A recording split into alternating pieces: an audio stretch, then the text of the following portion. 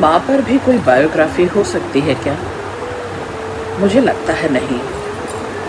हम सभी संतानें, चाहे वो पहलौठी की हो या पेटकुचनी, हमारे लिए माँ पूरा का पूरा जीवन वृतांत होती है। हमारा भूत, हमारा भविष्य, वर्तमान होती है।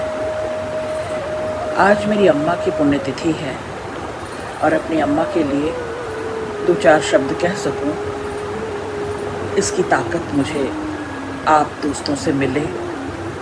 हम सब की माएँ हैं और हम सब की माएँ रहेंगी हमेशा हमारे साथ। पार्थिव साथ हो न हो, उनकी देह साथ हो न हो, उनका मन मिजाज, उनकी आत्मा, उनकी परवाह, उनका हमारे साथ बोल बर्ताव हमेशा बना रहेगा। आज उसी अम्मा के लिए कुछ कहना चाहती हूँ और झलकना चाहती हूँ आप सब के भीतर, आप सब की माँओं के भीतर। अम्मा को मैं अपनी पहली प्रेम गुरु, पहली प्रेम की पाठशाला मानती हूँ। आपको ताज्जुब होगा, मुझ में और अम्मा में करीब 40 साल का फासला था। अम्मा मुझसे 40 साल बड़ी थी। अपने मायके से यानी कि जौनपुर मिश्रपुर से मेरी अम्मा अपने माता पिता की पहली पहलौठी संतान थी, सरस्वती मिश्र, और पिताजी शिवाकांत उपाध्याय से ब्याह होने के बाद सरस्वती उपाध्याय बनी। मेरे पिताजी श्री शिवाकांत उपाध्याय की सबसे बड़ी शक्ति, सबसे बड़ा सहारा, मेरे परिवार का, मेरे परिवार की मान मर्यादा, पुरखों की प्रतिष्ठा, सबकी पहचान मेरी अम्मा बनी। अपनी अम्मा से जुड़ी बेहिसाब यादें हैं मेरे भीतर, कहाँ से शुरू करूं? दुविधा में हूँ। मैं अपने परिवार की सबसे छोटी संतान, सबसे छोटी बेटी, और मेरी माँ अम्मा अपने माता पिता में पहलौठी की सबसे बड़ी संतान। मैं अपने पूरे परिजनों में सबसे आखिरी संतान हूँ और बहुत बड़ा कुटुंब रहा मेरा, बहुत संयुक्त परिवार, जिसके साझा दुख सुख थे, साझा तीज त्योहार थे, साझा बोल बर्ताव, साझा पहनावा ओढ़ावा, खान पान, रहन सहन, सब कुछ साझा। और मेरी अम्मा एक संभ्रांत परिवार की 7 बेटियों में पहली बेटी। मेरे नाना नानी जौनपुर उत्तर प्रदेश में मिसिरपुर गांव के थे और नाना बहुत प्रतिष्ठित उस समय के राजा जौनपुर के यहाँ उनके सबसे विश्वसनीय पात्रों में थे। और मेरी नानी घरेलू, घर को बसाने वाली, घर को संभालने वाली, परिवार को संस्कार देने वाली, बहुत ममतामयी। हम बच्चों को नानी से जुड़ी भी बहुत सुधियाँ हैं।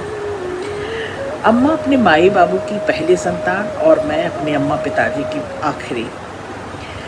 अम्मा के जन्मदिन के बारे में कभी कुछ पता नहीं चल पाया। मुझे लगता है कि उनके मायके में कभी उनका जन्मदिन मनाया भी नहीं गया होगा। पर जब पिताजी के जीवन में आई तो पिताजी हर विजयदशमी के दिन उनका जन्मदिन मनाने लगे। अम्मा को पूरी तरह से बनाने का और बिगाड़ने का पूरा श्रेय मैं अपने पिताजी को देती हूँ। उम्र के लिहाज से उन दोनों में फासला था, उम्र एक दूसरे से, पिताजी अम्मा से बड़े थे, पर उन दोनों के बीच की केमिस्ट्री गजब की थी। मैंने इतना प्यारा जोड़ा, इतना एक दूसरे को मान आदर देने वाला, प्यार देने वाला, एक दूसरे को संभालने वाला, विपरीत प्रतिकूल परिस्थितियों में किस तरह से एक दूसरे को सहेज लेना है, संभाल लेना है, समेट लेना है, ये सब मैंने अम्मा से सीखा। मेरी अम्मा बहुत पढ़ी लिखी नहीं थी, बल्कि सब जान पहचान वाले जितना जानते हैं। पिताजी साइंस और मैथमेटिक्स के विद्वान, प्रोफेसर कोलकाता यूनिवर्सिटी में, और मेरी अम्मा बड़ी सरल, सहज, एक देहाती किस्म की, घर को संभालने वाली, अपने बच्चों को संस्कार देने वाली, दुलार देने वाली, ममतामयी। देखने सुनने में भी पिताजी 21 थे अम्मा बहुत सुंदर तो नहीं कही जा सकती, लेकिन हम बच्चों के लिए तो अम्मा हमेशा से दुनिया की सबसे हसीन, सबसे खूबसूरत औरत थी, बहुत सुंदर। पर पिताजी का मन हमेशा अम्मा के आसपास, पिताजी का प्रेम हमेशा लबालब रहा उनके लिए। पिताजी की आखिरी सांस तक पिताजी ने जो मान दुलार अम्मा को दिया, जो अम्मा को का राजसी ठाट बाट था और बहुत प्रेम से रानी बुलाते थे, तो उस रानी शब्द का जो महात्म्य है, जो उसकी ठसक है, वो अम्मा के पिताजी के आखिरी सांस तक अम्मा के लिए बनी रही। जन्म के कुछ वर्ष तक तो मैं केवल और केवल अपने अम्मा के साथ रही। गांव में पली बढ़ी, गांव में ही अम्मा ने मुझे पढ़ाया। तीसरी चौथी क्लास तक मैं वहाँ गांव की पाठशाला में पढ़ी। अम्मा की ससुराल यानी सुल्तानपुर, और सुल्तानपुर में गांव झहुआरा। मेरा बचपन वहीं बीता, अपनी अम्मा और अपनी अय्या के साथ। मेरी अम्मा अपने 7 नंदों और हमारी अय्या की सेवा इतने मन जतन से करती, इतनी लगन से करती कि कभी मैंने उनके चेहरे पर कोई किसी तरह का शिकन या भार नहीं देखा। संभारती ही रही वो हमेशा हर। तो अपनी 7 नंदों और मेरी आजी, मेरी अय्या की सेवा को ऐसी माँ शमशील होकर, इतनी कर्मठ होकर, इतने श्रमसाध्य ढंग से, इतने कितना कठिन होता है स्त्रियों का जीवन, गाँव, वो भी विशेष तौर पर एक प्रतिष्ठित घराने, एक संयुक्त कुटुंब, एक संयुक्त परिवार में बहू बेटी का जीवन कितना कठिन होता है, वह सब मैंने अपने बचपन में देखा। यादों का एक सैलाब सा आया है, जो जैसे ध्यान आता रहेगा बताऊंगी। मेरी अम्मा ऐसे ही कठिन और श्रमशील जीवन की आदी हो चुकी थी। मैंने हमेशा जैसे जैसे थोड़ी थोड़ी बड़ी हुई, जैसे जैसे थोड़े सुध बुध बढ़ी मेरी और पढ़ने बढ़ने लगी, तो मैंने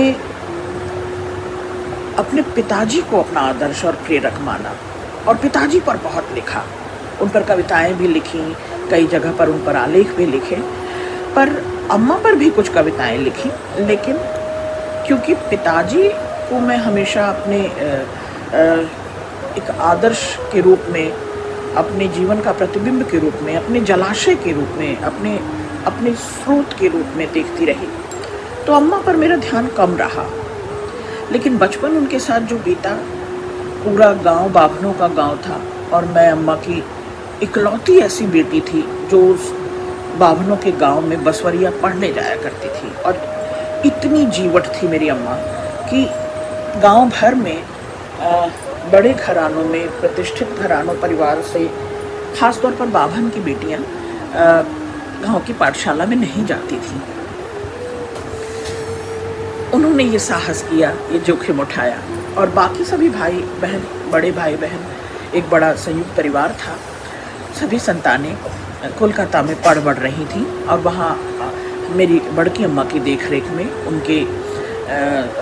उनके सानिध्य में मेरी बड़ी बहनें, मेरे बड़े भाई, पूरा परिवार मेरा, सबका पालन पोषण शिक्षण जो है वो मेरी बड़की अम्मा के संरक्षण में हो रहा था। हमारी अम्मा और बड़की अम्मा को हमारी आजी ने, हमारे परिवार में आजी की खूब चलती थी, अय्या की। और हमारी अय्या ये अम्मा ही किस्सा सुनाती थी बचपन में, और हम जैसे थोड़े से बड़े हुए, सयाने हुए, अम्मा ने ही सुनाया कि अम्मा ने उसरी बांध रखा था। उसरी मतलब पारी बांध रखा था कि 6 महीने हमारी बड़की अम्मा गांव रहती और 6 महीने अम्मा रहती, और सभी बाल बच्चे, पूरे घर परिवार के बाल बच्चे कोलकाता में पढ़ाई कर रहे थे, तो उनकी सुरक्षा संरक्षण में रहते। 6-6 महीने की पारी लगी थी। गांव वाले घर में हमारी एक चचेरी बड़की अम्मा भी रहती हैं, अब तो वो भी कोलकाता है। गौरतलब है कि मेरी अपनी बड़की अम्मा और मेरी चचेरी बड़की अम्मा दोनों सगी बहनें थीं, और जो एक ही परिवार से आई थी, मतलब 2 चचेरे भाइयों में ब्याह दी गई थी। अम्मा ये किस्सा खूब आनंद से, बहुत रस लेकर सुनाती हम सबको कि पहले ऐसा ही होता था कि अच्छे प्रतिष्ठित परिवार में 2 बहनें एक साथ ब्याह दी जाती थी, एक ही परिवार में, कुटुंब में।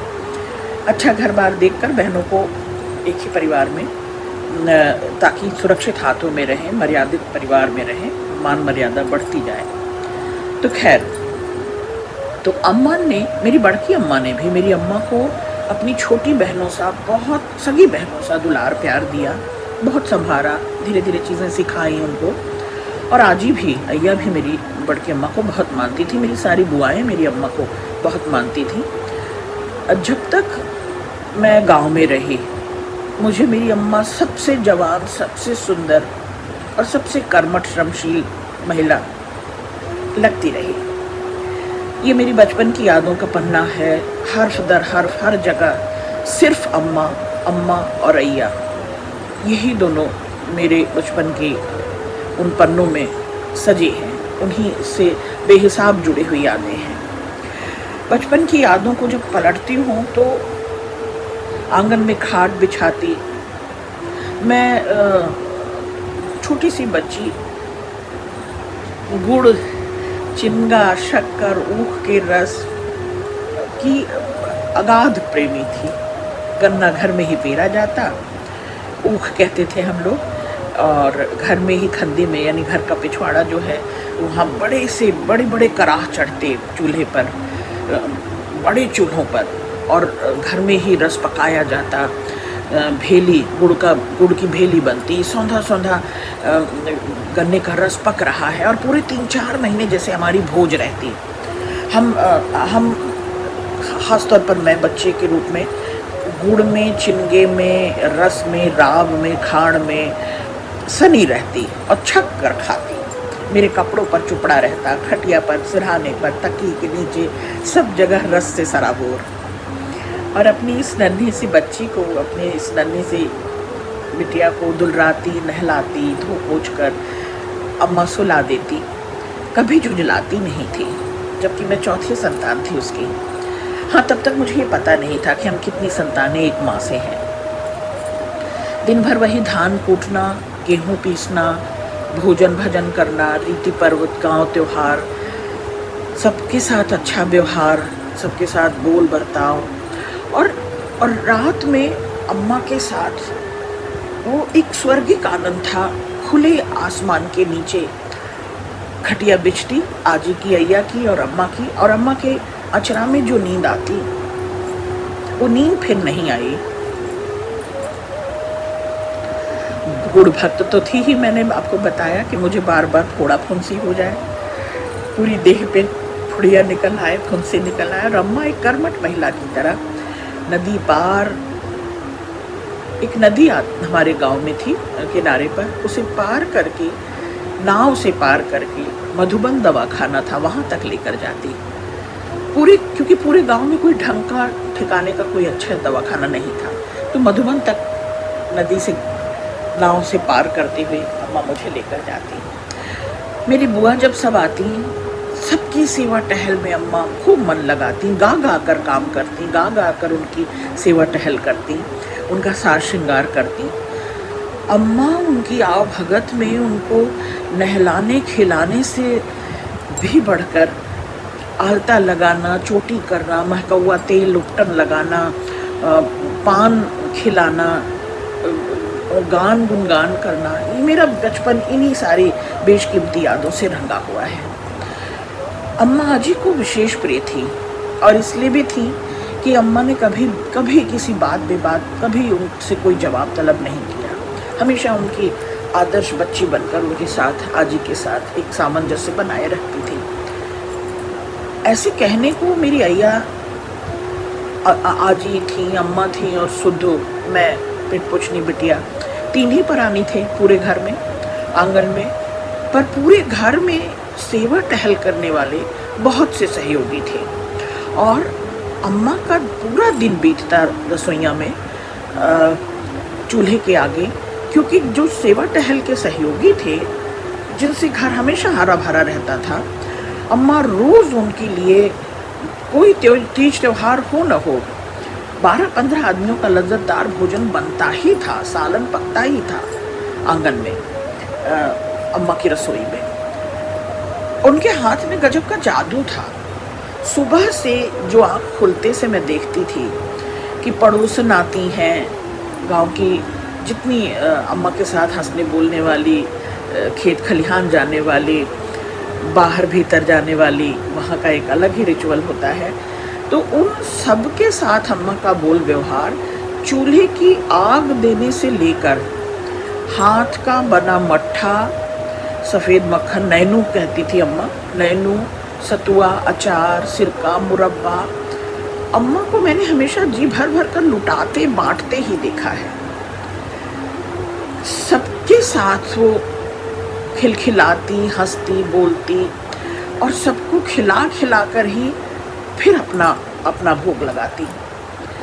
अम्मा के शालिग्राम भी अम्मा के तांबे के डब्बे में रहते विराजते और उनको नहलाती धुलाती बड़े जतन से, दूध से, शहद से, शक्कर से नहलाती, फूल चढ़ाती। अम्मा को मैंने इसी रूप में अपने पूरे बचपन में इसी रूप में पाया। बहुत पढ़ी लिखी नहीं थी मेरी माँ, गुणा भाग तक नहीं जानती थी, पर व्यवहार कुशल बहुत थी। मेरी सारी बुआएं उनसे प्रसन्न रहती थी, मेरी सारी पड़ोसनें उनसे प्रसन्न रहती थी। और अम्मा आजी से, अय्या से लेकर बुआओं तक और हमारी चाचियों और बड़की अम्मा सबकी चहेती थी। मेरी सुधियों में यह भी दिन आता है कि आजी मेरी बाल नहीं रखती थी, अपने वैधव्य के कारण, जो भी एक संस्कृति थी। आजी को पक्का पर बैठाकर नीम के साबुन से नहलाती, तेल उपटन करती। रोज रात अम्मा को मैंने आजी का पैर दबाकर सोते देखा, और वो भी तब जब पिताजी 6-6 महीने अम्मा से दूर रहते। पिताजी कोलकाता रहते सब बच्चों को लेकर, पिताजी, दादाजी, बड़की अम्मा और सारा मेरा कुटुंब, सारे भाई बहन। और अम्मा पिताजी के बगैर इतना रस राग रंग 6 महीने ऐसी सेवा टहल लगातार, पूरे कुटुंब का, परिवार का, बुआओं का आना जाना, आजी का और अपनी एक बच्ची का, और उसे पढ़ने भेजना बसवरिया तक। ये सब कुछ घर की व्यवहार, घर के कामकाज के अलावा बड़े मन जतन से करती। ब्याह के बाद मैंने जाना कि प्रेम और प्रेमी कितना लाजिम है हर सांस के लिए, ऑक्सीजन की तरह कितना ज़रूरी है, सांस की तरह है। जब कभी मैं नालंदा या हिल्सा गई और अगर मेरे जीवन साथी दिल्ली रहे तो वो महीने 2 महीने का भी जो बिछोह था वो मुझे ऐसा काट खाता, और तब मुझे अम्मा की वो 6-6 महीने पिताजी से दूर रहने की व्यथा, दर्द, तकलीफ समझ में आती। मेरे लिए मेरे पति का, मेरे प्रेमी का मेरे साथ होना, चाहे हिल्सा नालंदा रहूं, चाहे मसूरी नैनीताल, चाहे दिल्ली, कलकत्ता, बम्बई, कहीं रहूं, बीहड़ में भी मंगल है, अगर बीहड़ में भी सुंदर है जीवन अगर पति साथ में है। तो खैर, तो वो कैसे 6-6 महीनों की तपस्या करके सारा कर्तव्य अपना निभाती, और सबसे हमेशा सहज, सरल, मिठास से भरी हुई बनी रहती। नाना का जौनपुर से आना तीज त्योहार की तरह होता, किसी पर्व उत्सव से कम नहीं होता।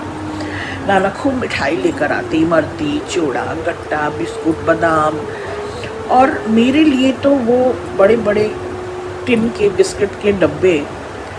बचपन की उन सुधियों में एक अलग सा ही उनका स्थान है। बिस्किट ख़त्म हो जाने के बाद भी महीनों में उन डब्बों को सहेज कर संभाल कर रखती और उसे सूंघती, उसमें से जो एक मिठास, एक तिलस्म सा था, वो सब कुछ नॉस्टैल्जिक हो रही। आप लोगों को अचरज होगा कि नाना तमाम उपहार के साथ कोहड़ा, खरबूजा, तरबूजा तक लेकर आते, मीठी मूली तक लेकर आते जौनपुर बाजार से अम्मा के लिए। तो ये हमारी संस्कृति है कि बेटियां ब्याह दी जाती हैं दूसरे गांव, लेकिन माँ बाप का या नाभिनाल का नाता नहीं टूटता। माँ बाप उसको जो जो पसंद है, जब भी मिलते जुलते हैं, आज भी रीति रिवाज ये है, जब भी मिलते जुलते हैं तो वह सब कुछ, तरबूज, खरबूज, कोहड़ा, चिवड़ा, गट्टा, इमरती, सब लेकर नाना मौजूद रहते हैं। अम्मा नैहर से आती इन बेशकीमती चीज़ों को सब आजी के सामने रख देती, अय्या के सामने रख देती। अय्या उस सब की मलकिन है, अय्या उसे देखे जाने, बस अपना सिंदूर, टिकुली, चूड़ी आलता, ये सब अपनी कोठरी में। दक्षिण की कोठरी अम्मा की थी। आज भी उससे जुड़ी बहुत सी यादें हैं, जिसमें अम्मा अपनी पुरानी धोती से बांध कर मेरे लिए झोला बनाती। अम्मा अपनी कोठरी में बस सिंदूर, टिकुली, चूड़ी, आलता या लेकर चली जाती। अम्मा की कोठरी जैसी सुगंधित, उसमें चाहे जाफरानी जर्दा की सुगंध हो, चाहे उनका चमेली का तेल, उतनी शीतल, उतनी सुगंधित, उतनी ठंडी तो कोठरी मुझे अब तक नसीब न हुई। अम्मा की उस कोठरी में दक्षिण बारी में जो झूला मेरे लिए उनकी पुरानी धोती का बना रहता, मैं दिन भर दोपहरिया भर, गर्मी की तेज दोपहरिया में उसमें झूला डाले खेलती रहती। आम, मावट, अचार, तलखा सब अम्मा की इस कोठरी में महकता।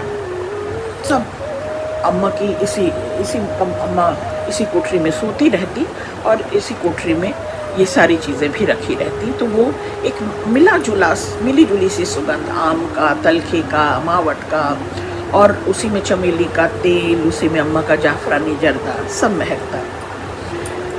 नाना जब आते ये सब लेकर, तो मुझे ध्यान है महीनों गांव की हर बहू बेटी की चोटी में वो चमेली का तेल महकता।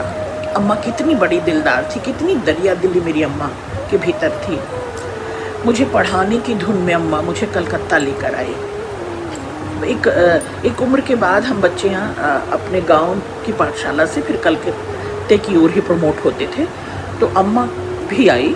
अम्मा अपने उसरी से तो आई ही 6 महीने बाद, लेकिन मुझे भी लेकर आई और मेरा कलकत्ता स्कूल में एडमिशन कराने के लिए। बिडेन स्ट्रीट और हदवा तालाब की यादें अब उससे जुड़ी हैं कि अम्मा जब कोलकाता आई होगी तो मेरे जीवन में ये कुछ गाँव झवारा की यादें और फिर कोलकाता की यादें, और उससे जुड़ी जो अम्मा के जीवन में एक नया मोड़ आया, एक नया बदलाव आया, वो भी मैंने उसी शिद्दत से महसूस किया। अब कोलकाता में बंगाली स्त्रियां बहुत आकर्षक, बहुत खूबसूरत, बहुत चुस्त, व्यायाम और एक अपने तन और मन को लेकर बहुत सचेत स्त्रियां थीं। तो बिडेन स्ट्रीट कोलकाता और हदवा तालाब से जुड़ी यादें। रोज सवेरे कौवा बोले नहीं, जब चिड़ियों की कोई चहचहाट न हो, उससे पहले ही भिनसारे सुबह अम्मा मुझे जगा देती, नहलाती, मेरी चोटी पाटी करती और हदवा तालाब लेके जाती अपने साथ साथ। अम्मा वहाँ जब तक टहलती, व्यायाम करती, सैर करती, वो जो ठंडी हवा हदवा तालाब की थी, वो जो आसपास की लतर लताओं का और हेज जो था आसपास, और उनसे जो मीठी मादक सुगंध आती थी, सफ़ेद छोटे छोटे फूल होते थे और एक मादक सुगंध आती थी, वह सब मुझ पर जादुई असर।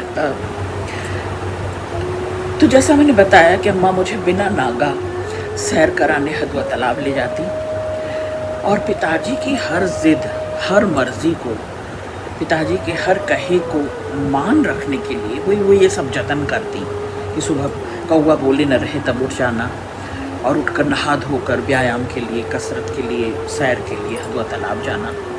क्योंकि कलकत्ता आते ही मेरी अम्मा को ये लगा होगा कि यहाँ की बंगाली स्त्रियाँ, महिलाएं बहुत खूबसूरत हैं, आकर्षक हैं, सुंदर हैं और अपने तन मन का को संवारने का बहुत जतन करती हैं।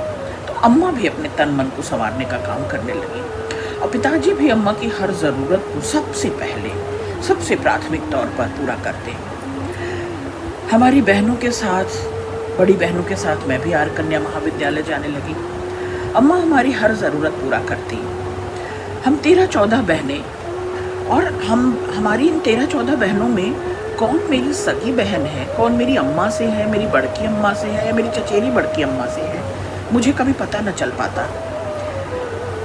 1982 में दिल्ली में आकर मुझे पता चला, और तब तक तो यही होता रहा कि आर्य कन्या महाविद्यालय में जब हमारी बहन जी हमसे पूछती कि सुधा बताओ कितनी बहनें हो, तो मैं गिनती करने लगती हाथ पर और 13-14 कहती, तो वो बहुत ज़ोर से हंसती। ये मेरी तीनों अम्माओं का की सहनशीलता है, संभालने का, सहेजने का, परिवार और कुटुंब को बनाने का, बचाने का जतन है। हाँ, मैंने अपनी अम्मा को पशु पक्षी प्रेमी भी पाया। जब वो चिट्ठी पत्री करवाती, चाहे पोस्ट कार्ड या अंतरदेशी में, तो पूरे गांव की बातचीत, अड़ोसिन पड़ोसिन की बातचीत, गाय भैंस बछिया बछड़ा सबका हाल चाल चिट्ठी पत्री पूछती। नानी को लिखवाती तो हमारे ननिहाल, जौनपुर, मिसिरपुर की सारी हाल चाल पूछती, चिट्ठी लिखवाती। और जब झुवारा से कलकत्ता या कलकत्ता से झुवारा, तो ये सब कुछ अम्मा सबका हाल चाल चिट्ठी पत्री में पूछती हैं। और अंतरदेशी के कोनों कोनों में भी हर हर्फ में एक एक व्यक्ति का, कौन बेटी ब्याही गई, कौन गैया बछिया कैसे, सब कुछ सबका हाल चाल पूछती।